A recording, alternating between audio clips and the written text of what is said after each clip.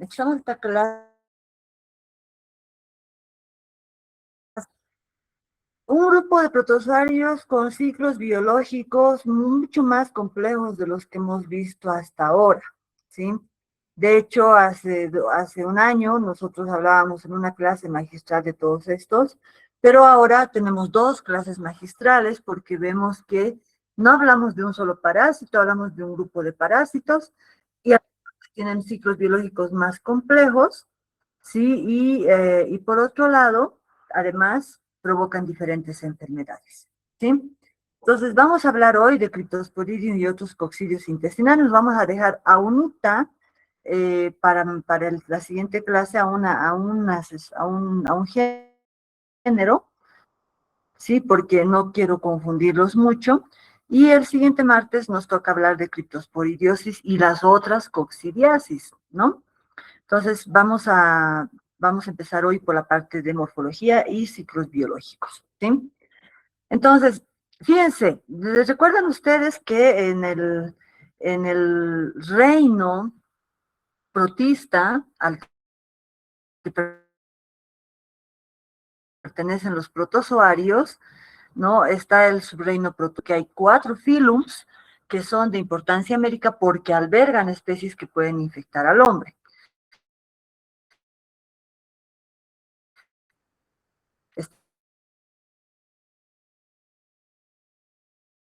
Estaba en el filum,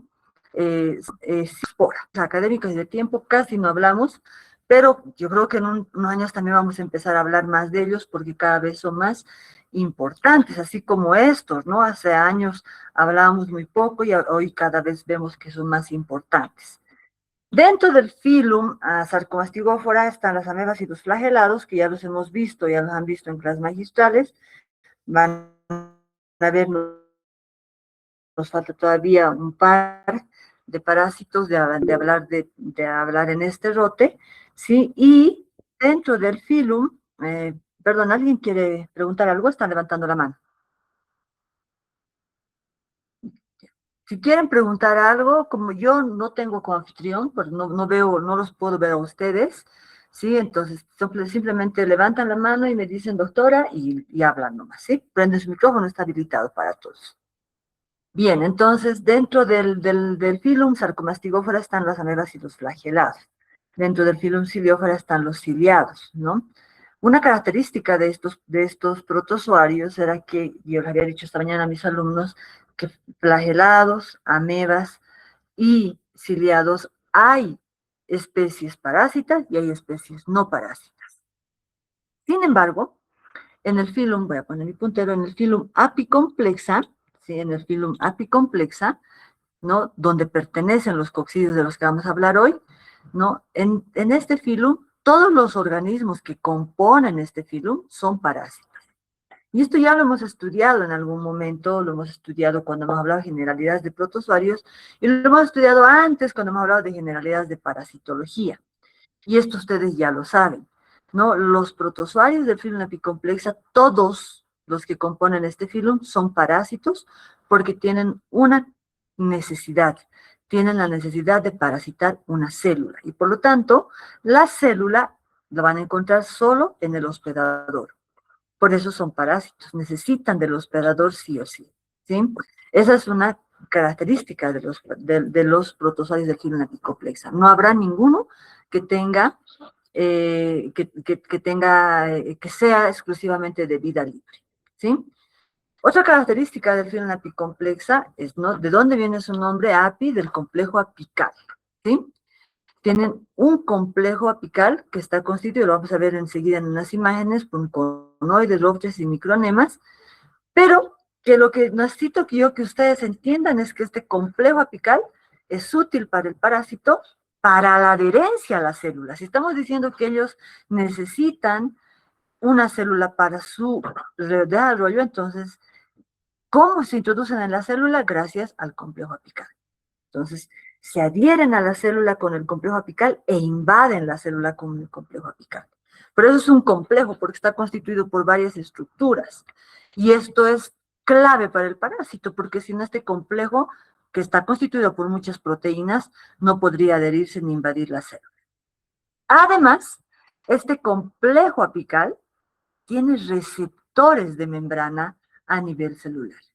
Por eso es que ustedes verán en algunos parásitos del filo apicomplexas, algunos parásitos tienen una célula exclusiva y parasitan solo esa célula, porque solo en esa célula hay receptor para este complejo apical, ¿sí? Entonces, dentro del filo apicomplexa, ¿sí? Está la clase Sporosea y la subclase Coccidia. ¿Por qué menciono eso? Porque hoy día vamos a hablar de coccidios, ¿sí? Entonces, fíjense que esta es la clasificación taxonómica. El subreino es Protozoa, ¿no? El filo es apicomplexa, la clase es Sporozoea, Sporosea, así se pronuncia, y la subclase Coccidia, ¿sí? Por eso hablamos de coccidios. Fíjense en la primera parte de la primera diapositiva de otros coccidios. Cryptosporidium es un coccidio y vamos a hablar de otros coccidios. Coccidios, ¿no? Los coccidios se van a dividir en dos subórdenes, ¿sí? En el suborden Haemosporina, donde están los protozoarios del género Plasmodium, ¿no? Me disculpo aquí por la cursiva, ¿no? En algún momento se me ha ido, ¿sí? Todos los Plasmodium también son coccidios, pero no hablaremos hoy de ellos, ¿sí? Porque vamos a hablar de coccidios intestinales nosotros. Y este coccidio, que es Plasmodium, es un coccidio hemotisular. Es digénico además, porque parasita a hospedadores invertebrados y vertebrados, es decir, son de ciclos heteroxenos, y ya en el cuarto rote, el primer tema del que hablamos es justamente Plasmodium.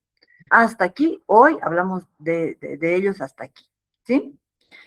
Y en el otro suborden, en el suborden Emerina, están la familia Cryptosporidae, está la familia Emeridae y la familia Sarcosistidae. De todos estos deberíamos hablar, ¿sí? ¿No? Pero en la familia Sarcosistidae están Sarcocistis, del que vamos a hablar la siguiente clase, porque no los quiero confundir, porque son, fíjense, dice, generan quistes tisulares. Entonces, no, hoy día no vamos a hablar de eso, ¿sí? Entonces es más complejo todavía su ciclo. Y aquí está también Toxoplasma gondii, del que vamos a hablar al principio del siguiente roto, ¿sí? Si todo va bien, porque no sabemos cómo se va a alterar el calendario en función de todos los problemas que estamos teniendo ahora, ¿sí? Entonces, la siguiente clase, yo les voy a presentar dos diapositivas de Sarcocistis, que es el que pertenece a esta familia. Y hoy hablaremos de estas dos familias, ¿no? De la familia Cryptosporidae y de la familia Imeridae, ¿sí? En la familia Cryptosporidae, obviamente, en todas estas que yo te le estoy poniendo los parásitos de importancia médica, porque en todos estos subórdenes y familias hay otros protozoarios, parásitos, pero que no son parásitos del hombre, son parásitos de los animales. Entonces, en la familia Cryptosporidae está el género Cryptosporidium con más de 22 especies actualmente. En la familia Emeridae están Cystisospora bellis y Cyclospora cayetanensis, que son los que nos interesan, ¿sí? Y ustedes verán que ambos tienen una característica, dice, son parásitos de ciclos monoxenos y sus hospedadores son los vertebrados, ¿sí? Hoy vamos a hablar de estos tres, de Cryptosporidium, de Cystisospora y de Cyclospora. Pero hablaremos mucho más y nos enfocaremos mucho más en Cryptosporidium. ¿Por qué? Porque luego van a ver que se parecen mucho en su ciclo a Cryptosporidium estos dos. Y principalmente porque la criptosporidiosis es la parasitosis del tubo digestivo, la parasitosis intestinal más importante provocada por coccidios, ¿sí? Es muy frecuente y además tiene una gran particularidad. Es un parásito o es una parasitosis oportunista. Entonces, hoy hablaremos de estos dos, ¿sí? Aquí les muestro unas imágenes, unas gráficas de cómo está compuesto el complejo apical, ¿sí? Ninguno de los dos es parásito del que vamos a hablar hoy, pero todos los parásitos, ¿no? que terminan en zoito, ¿sí? Tienen esta estructura, el complejo apical, ¿sí? Este es un taquizoito de Toxoplasma gondii, este es un mero zoito de Plasmodium falciparum, fíjese que son parásitos de los que vamos a hablar después, pero también son apicomplexa. Y aquí está, ¿no? Una forma alargada, esta parte del complejo apical, Y aquí un poco más rechoncho, pero igual tiene el complejo apical, ¿sí? Entonces tiene un conoide, que es esto, ¿no? Tiene los anillos, que aquí también, aquí se ve mejor, los anillos apicales, ¿no? Tiene micronemas, que son, ¿no? Las proteínas más pequeñitas, y las roches, que son las más grandes, que se ven en celeste, ¿sí? Y todas estas, y tiene gránulos más, todos estos están constituidos por proteínas que tienen un receptor específico en cierta célula. Por lo tanto, se va a ir a unir el complejo apical como si fuera una llave en una herradura al receptor de membrana para poder adherirse a la célula inicialmente y finalmente invadirlo. Como todos los protozoarios, estos son parásitos, perdón, son organismos unicelulares constituidos por células eucariotas porque tienen un núcleo rodeado por membrana nuclear. Entonces, esto es clave porque ustedes siempre van a tener que buscar un núcleo rodeado de membrana nuclear, ¿sí? Como hemos dicho, todas las especies de Phyllum apicomplexa son parásitos porque necesitan células para su desarrollo. Otra característica que tienen es que se desarrollan y multiplican intracelularmente dentro de una vacuola parasitófora que forma la célula, pero que ellos inducen a que se forme, ¿sí? Y en su ciclo de vida, en su ciclo biológico, sí, a diferencia de los que hemos visto hasta ahora, donde había trofozoito y quiste, trofozoito y quiste, trofozoito y quiste, sí, a diferencia de eso, aquí hay muchos otros estadios por los que va a pasar el parásito para completar su desarrollo, ¿sí? Algo que no dice aquí, pero que debería estar en esta diapositiva, es que los parásitos del Phyllum apicomplexa tienen una gran particularidad, así como su particularidad es que son intracelulares, su otra particularidad es que tienen reproducción sexual y asexual de manera alternada, ¿sí? Eso quiere decir que en un momento dentro de las células se están reproduciendo de manera sexual y sí o sí la reproducción asexual tiene que existir porque eso es lo que va a dar lugar a la formación de células sexuadas. Lo vamos a ver. Esto hace que los ciclos biológicos sean más complejos de estos parásitos. De todos los parásitos del Phyllum apicomplexa, el ciclo biológico es más complejo. Solo para, esto les va a servir no solamente para los coccidios de los que hablamos hoy, les sirve para sarcocistis, les sirve para toxoplasma y les sirve para plasmodium, ¿no? Entonces, fíjense, les decía yo que todos los apicomplexas tienen reproducción sexual y asexual, ¿sí? Sí, y este ciclo siempre ocurre, o sea, ¿sí? La formación de un cigoto, producto de la reproducción sexual, la esporulación, y por lo tanto, producto de eso, va a venir la formación de esporozoitos, la merogonia, ¿no? Y producto de la merogonia se van a dar lugar a los gametos. Siempre es así, siempre, muchachos. ¿Sí? Esto yo lo he bajado de esta publicación, porque tiene unas cosas interesantes, ¿no? Aquí habla de la merogonia. La merogonia, muchachos, es un tipo de reproducción asexual, ¿sí? Esta es la reproducción asexual como tal. Y la reproducción sexual es la gametogonia. Y aquí habla de gamogonia, ¿no? Y en algunos lugares hablan como de la gametogonia y la gamogonia como sinónimos. En realidad, la gametogonia, el mejor término es decir gametogonia, ¿no? Que implica la formación de gametos a partir de gametocitos y la fecundación entre gametos para formar un cigoto, ¿sí? Entonces, esta es la reproducción, ¿sí? Gamogonia es como la unión de los gametos, y por lo tanto, yo aquí reemplazo, ¿no? La gamogonia por singamia, o sea, producto de la fecundación del del microgameto al macrogameto, eso es la singamia. Ustedes por embriología saben que toda fecundación va a dar lugar a un cigoto, ¿sí? Este cigoto va a recibir diferentes nombres de acuerdo al parásito, va a dar lugar a la esporulación, ¿sí? A la esporogonia como tal. Pero en algunos parásitos dice ciclo esporogónico como tal, ¿sí? Y aquí está la reproducción asexual, ¿no? La formación de esporozoitos por esporulación y la formación de merozoitos por merogonia o esquizogonia. ¿Sí? Resulta muy complejo viéndolo así, pero lo vamos a analizar uno por uno. ¿Sí? No se estrese. Entonces, primero, vamos a hablar de Cryptosporidium sp. ¿Por qué sp? Porque hay varias especies que pueden infectar al hombre, pero vamos a hablar de dos principalmente. Vamos a hablar de Cyclospora cayetanensis, a pesar de que hay más especies, la que nos importa es Cyclospora cayetanensis. Y vamos a hablar de Cistoisospora, que antes, y eso les digo porque de repente en algún libro ustedes leen y no encuentran, antes tenía el nombre de Isospora belli. Ahora se llama Cistoisospora belli. Sí, se escribe belli, pero se lee belli. ¿Sí? Vamos a hablar de estos tres. ¿Y qué en común tienen? Los tres son parásitos de ciclos monoxenos. ¿No? Los tres son parásitos de ciclos monoxenos y tienen a su célula hospedadora a los enterocitos del intestino delgado. Los tres causan diarrea, ¿sí? Los tres causan diarrea, ¿sí?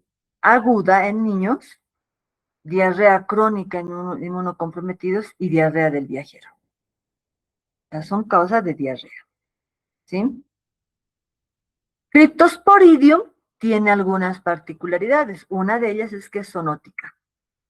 Quiere decir que tiene como hospedadores a otros animales y el hombre se puede infectar a partir de estas fuentes de infección de otros animales.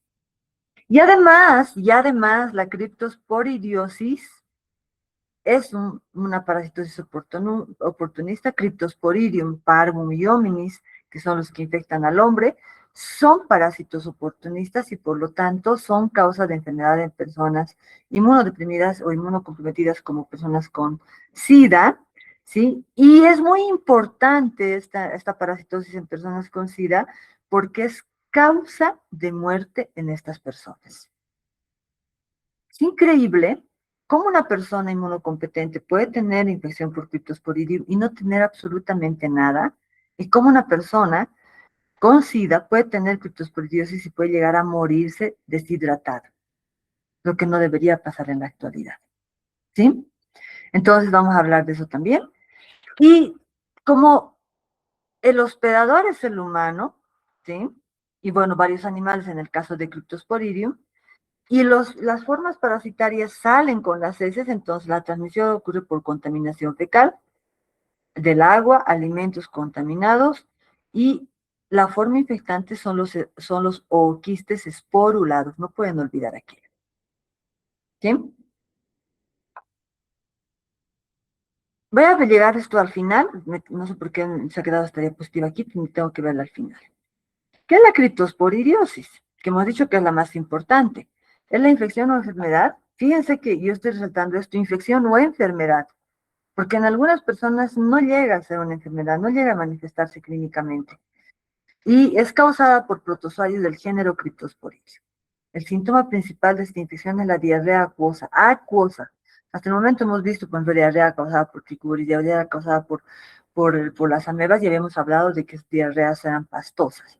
Y seguramente en la anterior clase, cuando han hablado de Yardia, han hablado también de diarrea acuosa, y eso les va a servir mucho para comprender también la patogenicidad de este parásito, ¿no? Este parásito tiene como hábitat los enterocitos, ¿no? Del tubo digestivo alto, específicamente de yeyuno, ¿sí? Entonces, a este nivel se van a reproducir y se van a multiplicar, van a provocar daño a este nivel, y como en estos enterocitos ocurre la secreción y absorción del agua, entonces esto se va a alterar y por eso las diarreas son eminentemente abundantes, muy líquidas, o sea, acuosas, ¿sí? Es una zoonosis oportunista, ya hemos explicado por qué. ¿No? Varios animales pueden estar infectados principalmente por Cryptosporidium parvum, ¿sí? Y cuáles son los animales reservorios importantes en la zoonosis, o sea, en la transmisión al hombre, el ganado principalmente, bovino, ¿sí? Pero pueden haber otros animales como domésticos como perros y gatos que pueden estar infectados, y varias especies de ganado, ¿sí? Y oportunista, ¿por qué? Porque hemos dicho que en circunstancias en las que el sistema inmunitario está afectado, dañado, deprimido, este parásito va a provocar enfermedad severa.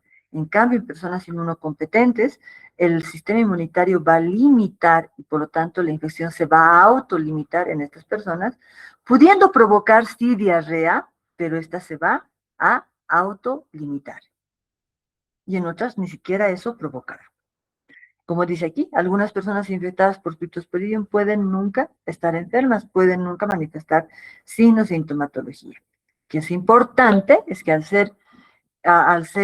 estar infectadas, sin presentar manifestaciones clínicas, permanecen infectadas y por lo tanto se constituyen en excelentes reservorios. Pero no solamente los asintomáticos son reservorios, las personas sintomáticas también son reservorios. Y no solamente las personas, los animales también son reservorios. Fíjense, ¿sí?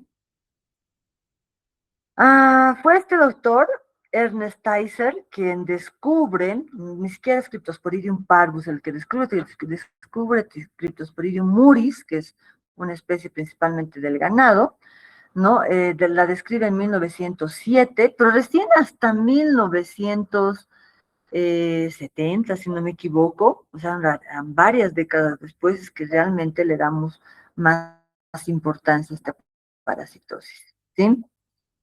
Entonces, desde 1907 se han descrito una gran variedad de especies de este género. Cryptosporidium parvum es la especie que más afecta a los animales, incluido al hombre, por lo tanto es la especie zoonótica, sí, es la especie zoonótica, a pesar de que las demás también son zoonóticas, pero esta es la más importante, y es reconocido como un patógeno que genera graves problemas diarreicos, no solamente en inmunodeprimidos, hemos dicho también en niños, en personas que están en los extremos de la edad, ¿sí? Incluso en personas inmunocompetentes va a provocar diarrea, pero la ventaja es que se va a autolimitar.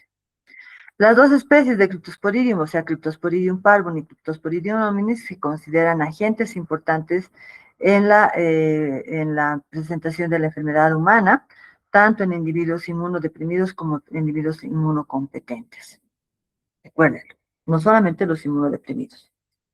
Todo lo que hemos hablado al principio, recuerdan, decía el reino es el protista, el filo es apicomplex, el subreino es el protozoa, ¿no? Aquí falta eso.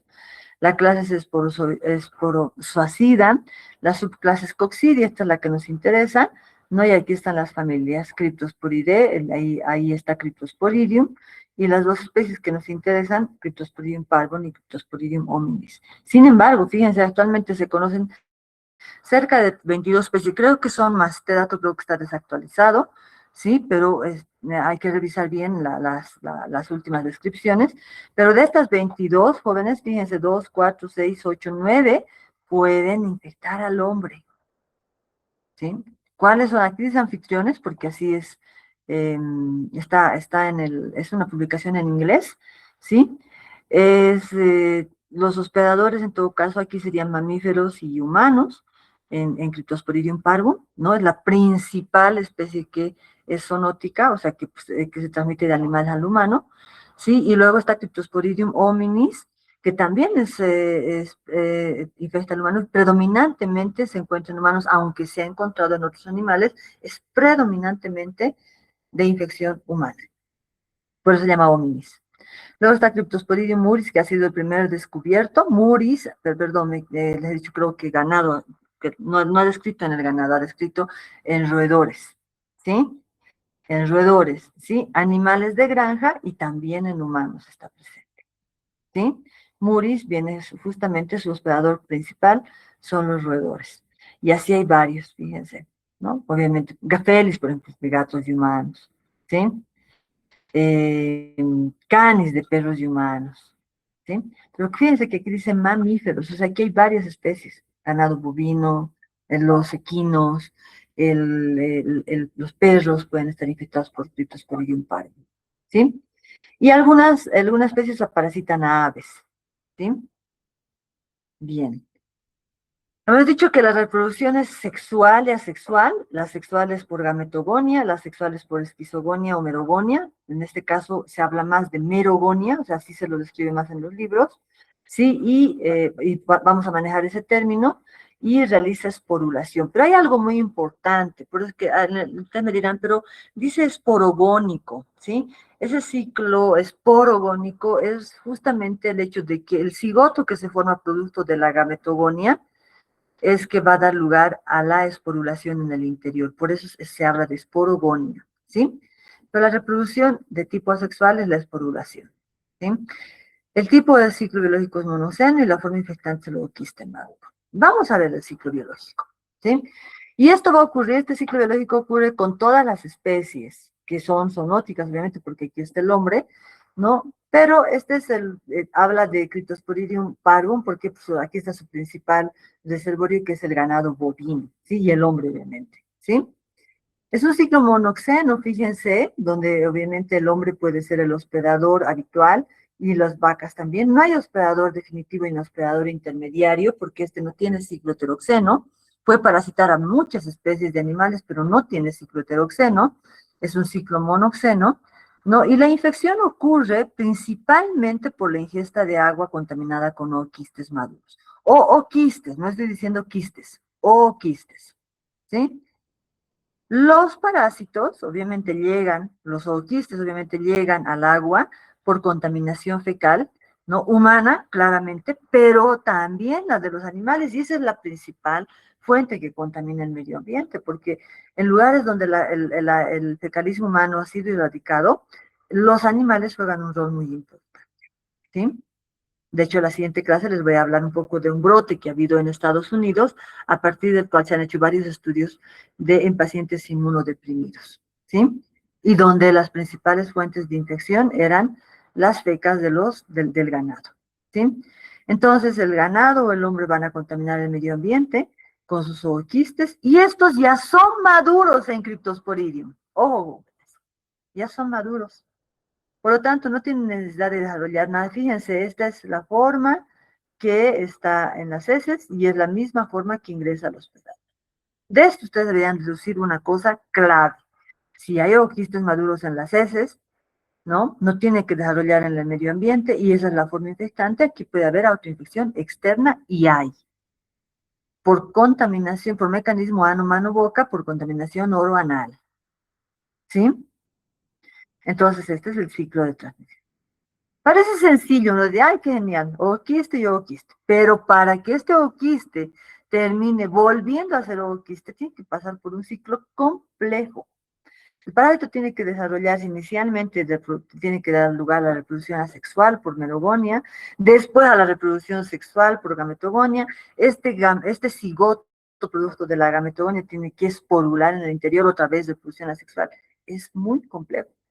Y es por eso que uno cuando quiere explicar con esta imagen, que ustedes siempre conocen las del CDC, son las más conocidas imágenes de ciclos biológicos, resulta muy difícil de entender.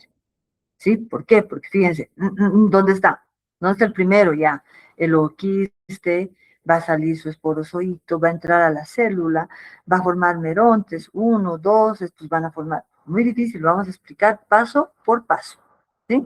Este ciclo biológico me encanta, es fascinante, sí, lo he encontrado recién, este artículo es del 2026, no tengo ningún problema por pasárselos, pero los que tienen problemas son ustedes, en mis grupos, bueno, en los grupos que me ha tocado pasar, y ahora ya hemos votado, ¿no? Pero los que me ha tocado pasar, ninguno hablaba inglés.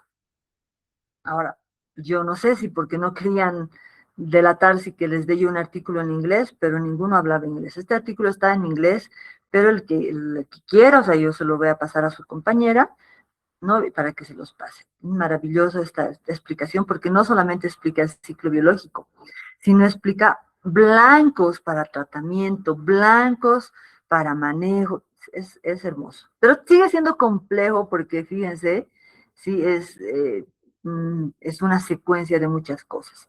Aquí voy a regresar al hecho de que todo lo que está en azul ocurre en el humano o en el ganado, y todo lo que está en rojo ocurre en el medio ambiente. Por lo tanto, ustedes verán, no hay desarrollo en el medio ambiente, todo desarrolla en el hospedador.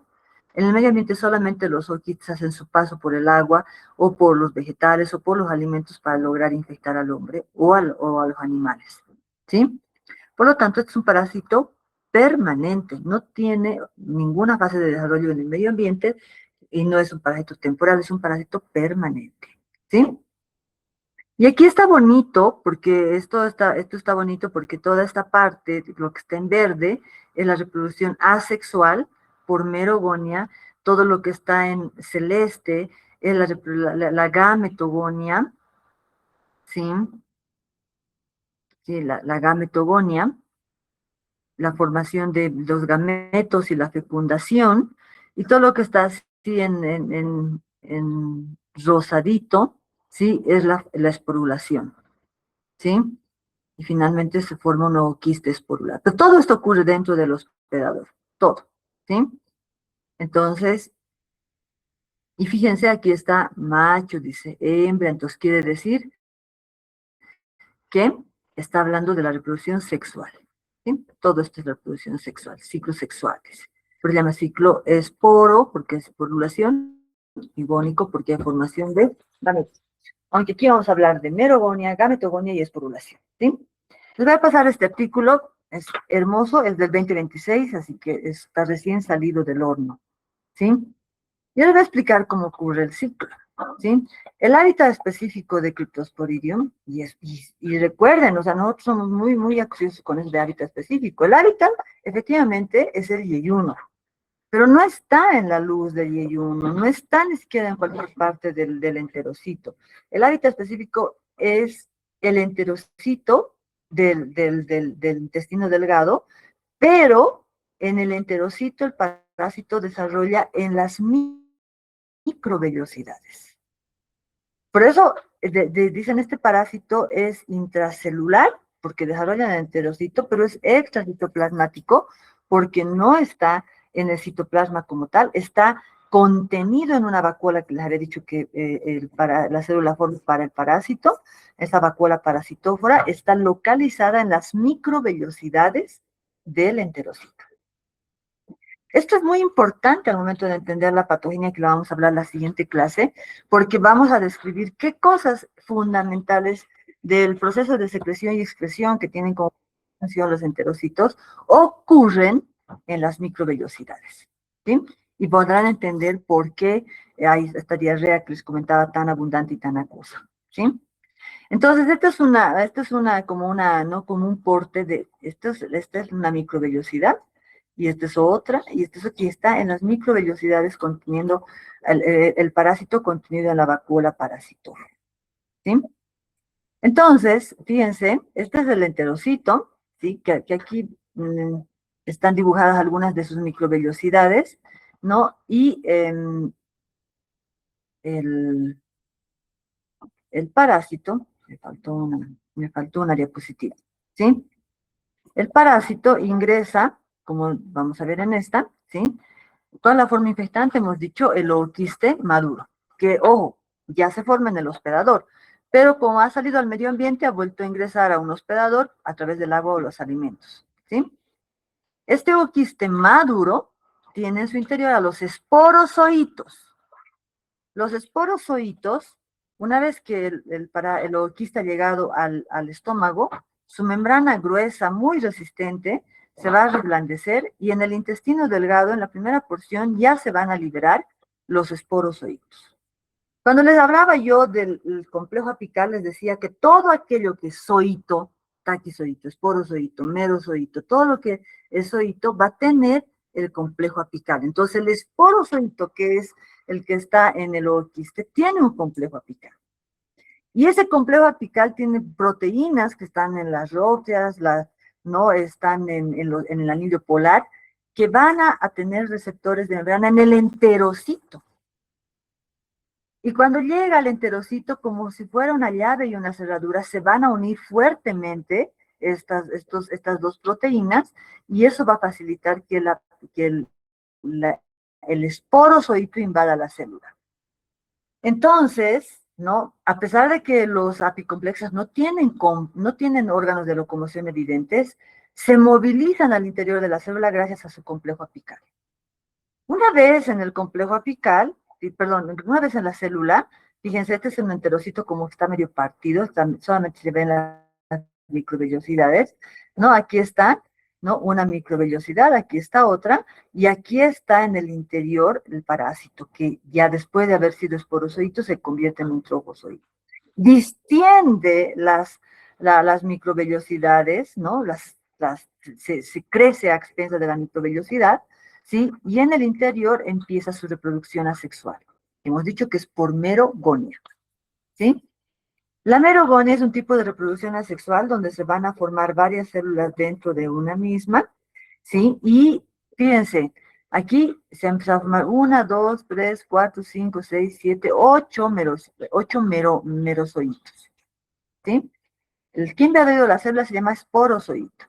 El que se ha formado producto de la merogonia se llama merozoito. Entonces, dentro de esta célula, dentro de esta vacuola parasitófora, hay un meronte, así se llama meronte, tipo 1, que está contenido, que está formado por merozoitos. Estos merozoitos, la célula se va a lisar, va a salir de la célula y va a ingresar a otra célula, fíjense, porque tiene que un complejo apical.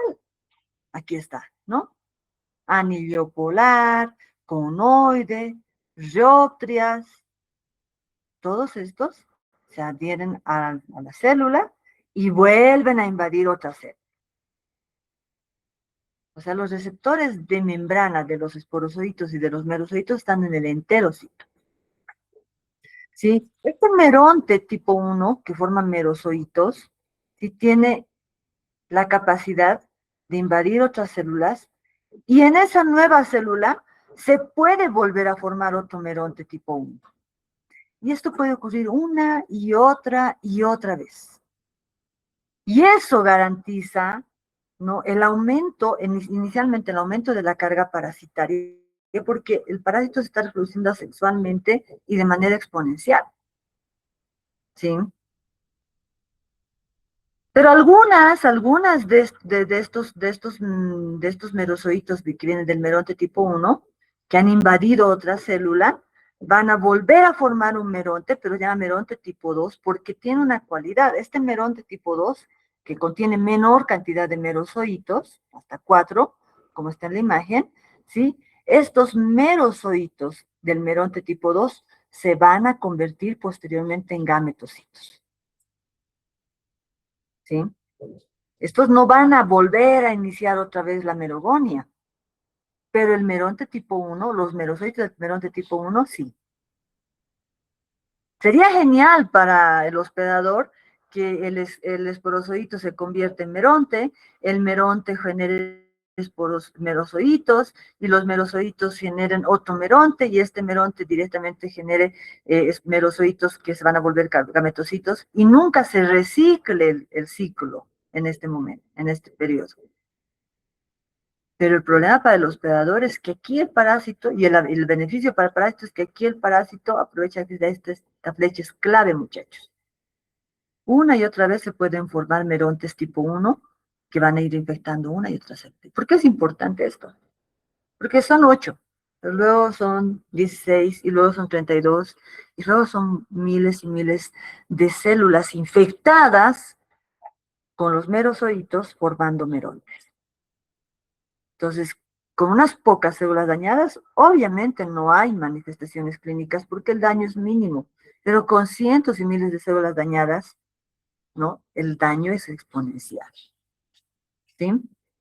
Entonces, fíjense, ¿cómo sigue el ciclo? Dice, este merozoito que viene del meronte tipo 2, se van a convertir, este ciclo yo lo he utilizado porque es bonito en blanco y negro, pero aquí falta una etapa, ¿no? Se tienen que convertir en gametocitos dentro del enterocito. Todo ocurre dentro del enterocito. Y estos gametocitos tienen que madurar hacia gametos, ¿no? Aquí parece que fuera solamente una fase. El puesto gametocitos, gameto. ¿Sí? Y aquí se explica mejor. Fíjense, ¿no?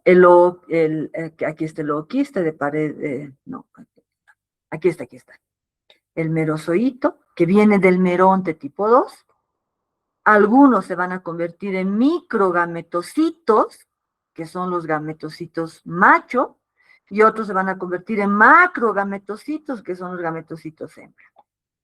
El macrogametocito lo único que tiene que hacer es madurar y una vez que terminó su maduración, ya es un macrogameto.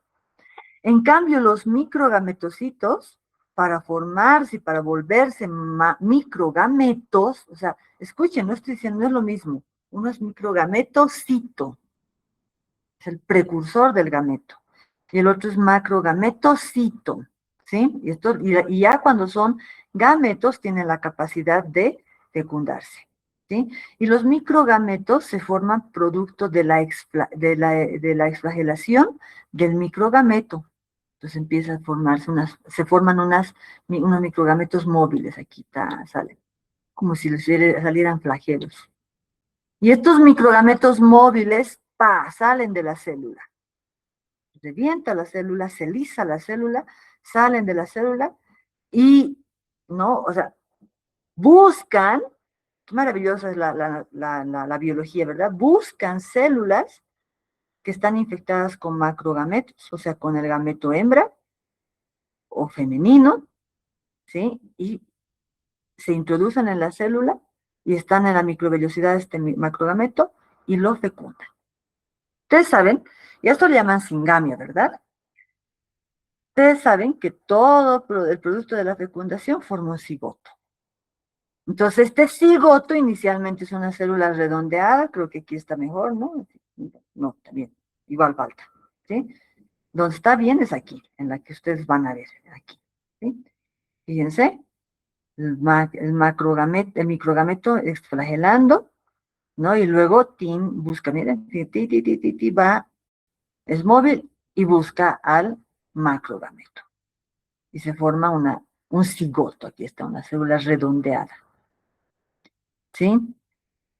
Y entonces, este cigoto, que ojo, está dentro de la célula, no ha salido, porque el que ha salido ha sido el microgameto móvil, ha ido a fecundar al macrogameto, estaba contenido en una célula, y dentro de esa misma célula empieza la formación, ¿no? Se rodea de una pared, se forma el ooquiste, ¿sí?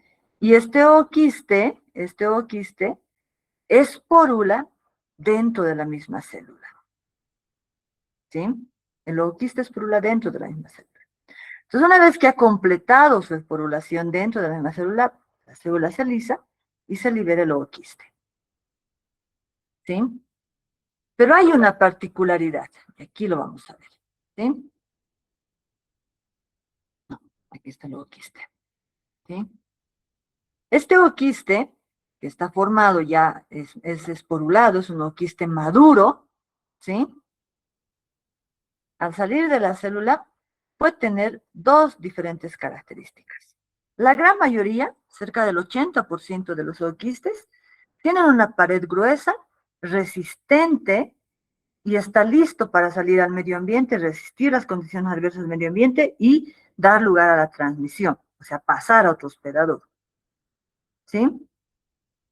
Sin embargo, aproximadamente el 20% de estos ooquistes no logran formar esa pared gruesa y por eso se llaman ooquistes de pared delgada, ¿sí? Que ya han salido a la luz del intestino.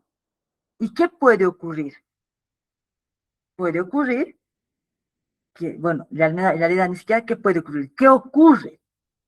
El ooquiste de pared delgada se revienta, se rompe, en realidad, libera al esporozoito, estos son esporozoitos, y por lo tanto, al liberar al esporozoito, vuelve a invadir, porque o sea, no hay razón para que no lo haga, vuelve a invadir un enterocito y vuelve a formar un trofozoito, el meronte tipo 1, el meronte tipo 1, a los merontes tipo 2 y nuevos merontes tipo 1, y reinicia el ciclo completamente, y a esto le llamamos ciclo autoxeno. ¿Sí? ¿Y quiénes son responsables de ese ciclo autoxeno? Los ooquistes de pared delgada. Pero quienes inician ese ciclo autoxeno son los esporozoitos que provienen o que son originados en el ooquiste de pared delgada. Entonces, ¿cuál es el problema? que si uno pensaba que en este momento nos estábamos liberando del parásito porque ya se había vuelto el ooquiste de pared gruesa y este tenía que salir con las heces para llegar al medio ambiente y pasar a otro hospedador, entonces no es tan así, porque con el ooquiste de pared delgada el ciclo puede mantenerse sin necesidad de salir del hospedador. Entonces esto es clave, no vamos a entrar en el detalle porque no vamos a acabar, obviamente, pero esto es clave para que recuerden cuando hablemos de criptosporidiosis y el efecto en el inmunodeprimido. ¿Sí? Entonces, solo para que vean, ¿no? Esto es un ooquiste. Esta fotografía no es con microscopía común y corriente, ¿no? Porque los ooquistes son muy pequeñitos, miren, les voy a dar los tamaños, pero en el interior ya están los esporozoitos, y se puede ver. Pero en la microscopía común y corriente no se puede distinguir porque estos miden no entre 4, 5, hasta 6.5 micrómetros de diámetro, son esféricos, son ovoides, ¿no? Esféricos u ovoides, ¿no? Ligeramente ovoides, ¿sí? Y pues son tan pequeños, así es un redondito, imagínense esto, pero en la microscopía simple, que es bien difícil de distinguirlo con técnicas de diagnóstico cobre-parasitológicas convencionales, o sea, con un examen directo, un cobre-parasitológico simple, incluso haciendo técnicas de enriquecimiento, el parásito está ahí, pero no lo vemos, o bueno, no logramos ver. Una característica única que distingue al género es la presencia de una línea, dice una sutura así, ¿no? Eh, como si fuera eh, como el grano de un café y por donde va a ocurrir el desenquistamiento, pero no se ve a la microscopía, ¿sí? Pero ¿qué sí podemos decir de los ooquistes de pared gruesa, no? Que esa pared es rica en uniones de disulfuro y permiten y le dan mucha resistencia al parásito. Son tan resistentes estos ooquistes gracias a su pared gruesa que pueden resistir a la cloración, a las concentraciones de cloro que se utilizan para la cloración y la desinfección del agua. Fíjense que se pueden mantener viables en temperaturas de entre 4 y 22 grados, o sea, eso es mucho rango, ¿verdad? ¿No? Entonces, puede haber transmisión en cualquier piso ecológico. Y presentan muchas proteínas en su superficie, ¿sí? Aquí está. Este es un dibujo, obviamente, o sea, este es un ooquiste, ¿sí? Y esta es la fotografía. Dentro está el esporozoito, ¿sí? Que es una forma así alargada con complejo apical, ¿sí? Estos ooquistes le llaman también desnudos, porque no tienen una estructura que se llama esporoquiste que vamos a ver en los otros parásitos, ¿sí? Tiene es el ooquiste y dentro tiene el esporozoito. Y este es el ciclo completo, que estaba cortado en la anterior lámina, porque no, o sea, fíjense, inicia con el ooquiste de pared gruesa, se libera el esporozoito, ¿sí? Invade una célula, en las microvellosidades se forma el meronte tipo 1, ¿no? Con alrededor de 8 merozoitos, que va a liberarse y va a poder formar merontes tipo 2, pero también va a poder volver a formar merontes tipo 1. Entonces esto ya garantiza que muchas células estén infectadas. Meronte tipo 2, que forma menor entre 2 y 4 merozoitos. Estos merozoitos son los precursores de los gametocitos, ¿no? De los microgametocitos y los macrogametocitos. Estos van a formar, ¿no? Aquí hay un error, dice, no es mi imagen, ¿no? Pero debería decir microgametocito, macrogametocito, pues yo lo he corregido en el otro. Y luego madura, decían, se forma el macrogameto y el microgameto móvil, que va a ir a fecundar al macrogameto y se va a formar el cigoto, y este cigoto va a poder convertirse en dos formas biológicas, en un ooquiste de pared gruesa que sale y sí tiene que salir por las heces para lograr pasar a otro hospedador, o al mismo por autoinfección, ¿no? O infectar al mismo por autoinfección externa, ¿sí? Este es el responsable de la autoinfección externa. Y los ooquistes de pared delgada que también están esporulados y obviamente pueden romperse en el intestino y liberar a los esporozoitos y reiniciar el ciclo sin necesidad de salir y por lo tanto dar lugar a la autoinfección interna, que coincide con el ciclo autoxeno. Este es el ciclo, este es el ciclo biológico de Cryptosporidium, ¿sí? De hecho, que vamos a hablar de otras dos, de Cyclospora cayetanensis y de Cystisospora belli. En la siguiente clase vamos a hablar de ¿qué más me falta hablar?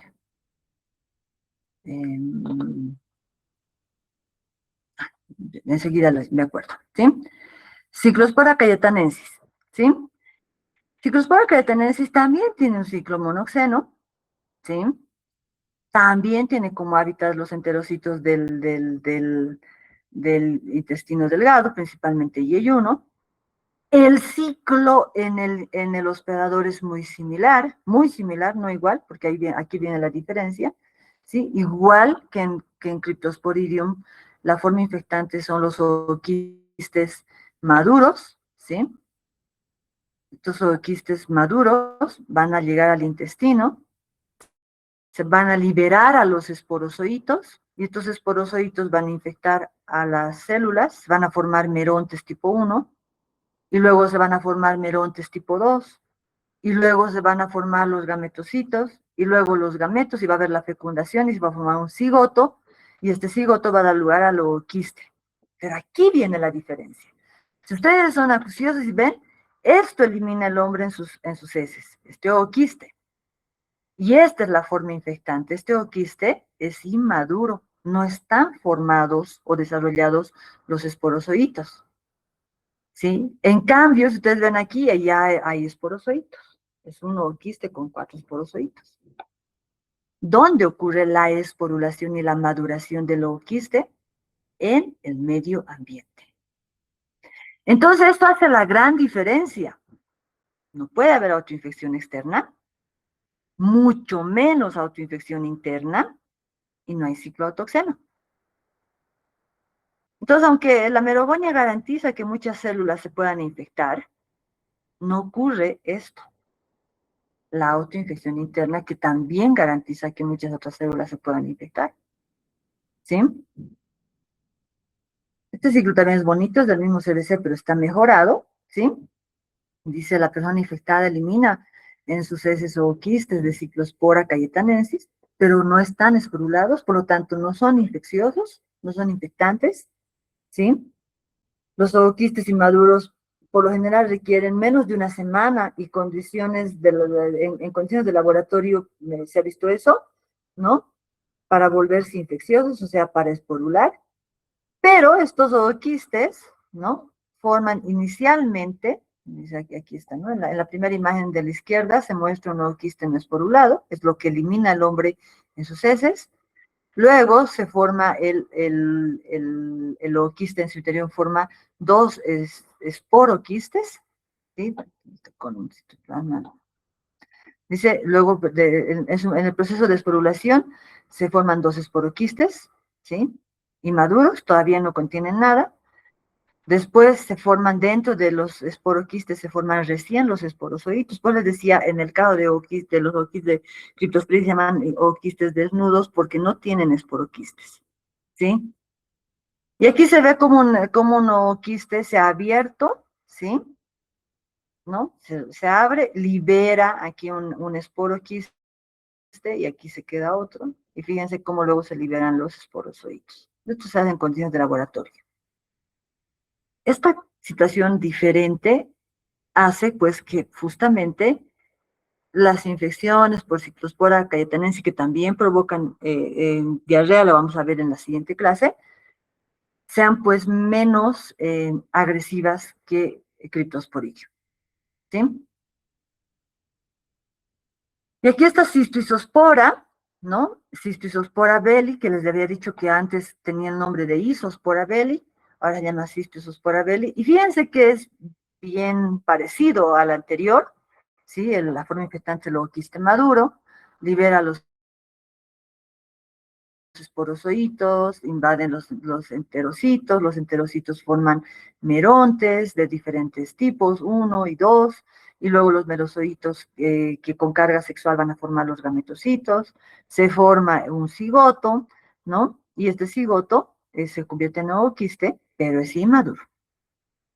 Y fíjense en el ciclo cómo se ve, ¿no? Todo lo que está en azul, hemos dicho en el hospedador, todo lo que está en rojo en el medio ambiente, entonces tiene que pasar por el medio ambiente para convertirse en ooquiste maduro. Igual que en el otro forma dos esporoquistes y dentro los esporozoitos, ¿sí? Aunque morfológicamente son diferentes, fíjense aquí, los otros eran bien alargados, sus esporozoitos, ¿verdad? Estos no son tan alargados, este es un ooquiste inmaduro, este es un ooquiste ya maduro, con dos esporoquistes y sus esporozoitos en el interior. No puede haber, por lo tanto, autoinfección externa, mucho menos autoinfección interna, ¿no? Y solo tiene ciclo autoxeno, no tiene, perdón, solo tiene ciclo monoxeno, no tiene ciclo autoxeno. Y bien, y como les había dicho, yo siempre les doy al final de mi clase unos aspectos a resaltar, estos flashes a resaltar, ¿verdad? Entonces aquí está el misterio de los orquídeas de la pared delgada en Cryptosporidium, son los responsables de la autoinfección interna, ¿sí? A diferencia de otros coccidios, ¿no? El Cryptosporidium produce estos dos tipos de quistes, los de pared gruesa, que tienen que sí o sí salir al exterior para continuar el desarrollo y dar lugar a la heteroinfección o incluso a la autoinfección externa, pero sí o sí tienen que salir, y el de pared delgada, que aproximadamente les he dicho que son 20%, se rompen en la luz del intestino del hospedador, ¿no? Y obviamente da lugar a la autoinfección interna, ¿no? Entonces dice que ¿no? La dosis infectante de dosis infectiva es muy baja para Cryptosporidium. Dice que algunos autores hablan de entre 10 a 100 ooquistes suficientes para multiplicarse exponencialmente y perpetuar una diarrea crónica. Esto se provoca una diarrea crónica que puede ser devastadora en pacientes inmunodeprimidos. El nicho ecológico, ¿no? Es intracelular, pero extracitoplasmático, ¿sí?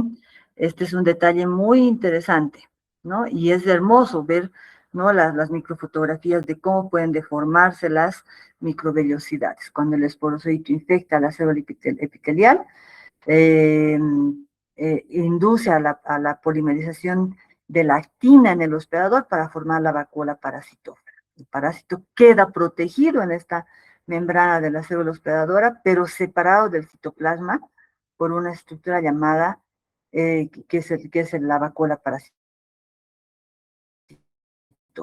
¿sí? Entonces, esto es bien importante, ¿no? Porque además esto significa que está protegido no solamente o sea, del mecanismo de respuesta intracitoplasmático, sino también de los anticuerpos luminales.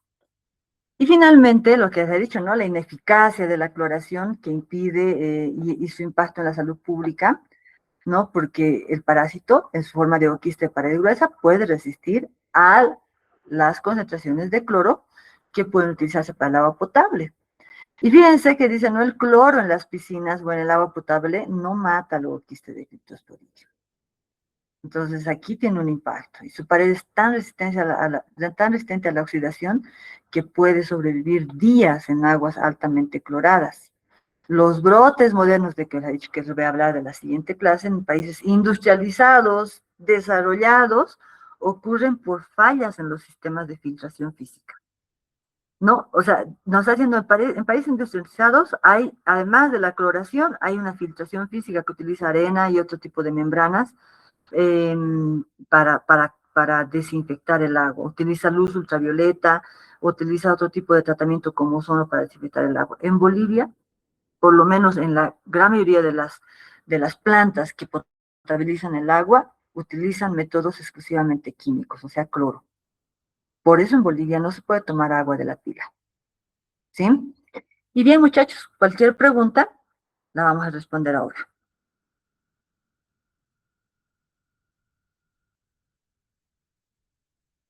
Preguntas.